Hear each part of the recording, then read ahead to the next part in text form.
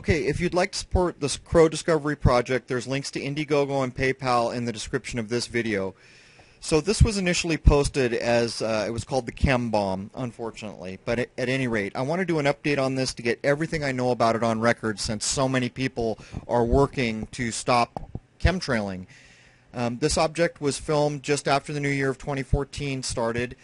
There had been a week of no chemtrails. As you can see now, it's falling below the first chemtrail that was laid. There's a second chemtrail that's higher, and I believe the plane that laid that second chemtrail at a slightly higher altitude is what dropped this object. Now, as you can see, the trail is pushing to the south and the object is falling against the wind, and it did fall the whole time we saw it, but maybe more importantly, it drops a device that's packed away inside, which I can now demonstrate, which I believe is tracking things. We went something like 30 or 40 days of solid chemtrailing after this had occurred. I think it's critical to get this information out. You know, if someone else films it, they can contact me. If something like this occurs again, I think it's important to have this record so that people can look at it. Anyhow, here comes the actual real beginning of the clip, because I inserted this after I started. Okay, welcome to the Crow Show. I'm going to do an update on this thing, which I believe was dropped out of a Chemplane, and I'm going to show you the reasons why I believe it's not a typical weather balloon. It was in fact dropped. This is a map of San Diego, and on the bottom are the inbound flight paths for inbound plane traffic. They go up to the upper left there, and then the outbound is on the top. You can see the big blue circle is where planes circle when they can't land, when they got to circle around and wait. I couldn't find a map, so that's roughly my eyeballing of it because I'm close to that flight path. And that question mark is where I believe roughly the device was dropped out of the Chemplane, and this is the direction of the two Chemplanes. So you can see this whole area is a flight path. It's very unlikely that someone would have released a balloon, but besides that, this thing fell the whole time. It never went up. Anyhow, here's the object, and you can see it's falling, and it's actually falling. The chemtrails are being pushed to the south, and this is falling slightly to the north. Here comes the point where it's going to come apart, explode. And there it comes apart, and those two circled objects are the things that normally hang from a weather balloon. It was inside this thing, or some device, let's put it that way. Some device which would typically be hung from a balloon when it's ascending, this was packed away inside, and when it blew open, it unpacked. The red thing is the top, and there's a really long piece of string with a shiny thing attached to it that circles, spins. And here it comes again, and there is the device. Now almost immediately you'll see flashes, and I'll break this down better on the next clip. You'll see flashes coming from the thing that's on the end of the lanyard as this device falls. Now, I read that typically weather balloons are full of hydrogen because it's cheaper than helium, and that means they're lighter than air. And this thing was never witnessed, and there's the device, top and bottom.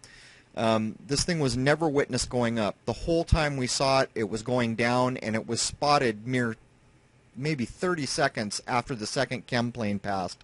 One Chemplane went by, first one in like a week, perfectly blue skies. Then the second one went by, and we saw this object. It was above the first chemtrail, so we think the second Chemplane dropped it. At any rate, the red thing there, the white thing is the container. The red thing is the device, and then you'll see some shininess down below. That's the object that's hanging from the string. And again, I'll break this down. I have another clip where I tracked the falling debris. And just the amount of stuff that came out of this, if they're full of hydrogen, what was all that metallic stuff? Anyhow. Okay, here's a map of San Diego, and the question mark right there is the best guess where the object was dropped from the Chemplane. So right here is the international airport. There's another one, of course, over here for the military. So there's really two airports right here. Like I said, the flight path comes into the international airport and goes out that way. So anyhow, if I zoom in, you can kind of see, you know, it's all houses pretty much. This is a cemetery, but, you know, it's all urban sprawl. Now, one other thing that's interesting is let me get my bearings here. Right here right in here, a person contacted me. They saw this happen visually. So right here, they had a line of sight to the plane. There's a row of high hills and mountains right here. But in this shopping center over here, two people contacted me and said they saw the object get dropped. So anyhow, moving on.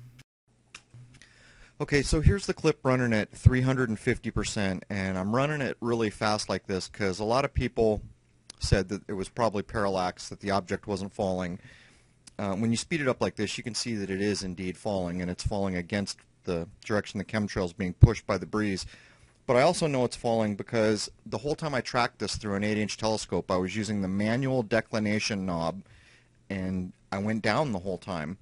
I went down to the point where my roof blocked me from seeing, where it went from that point. I had a choice, go get in my car or track it, and I chose to track it, and I tracked it till it went down and my roof blocked me.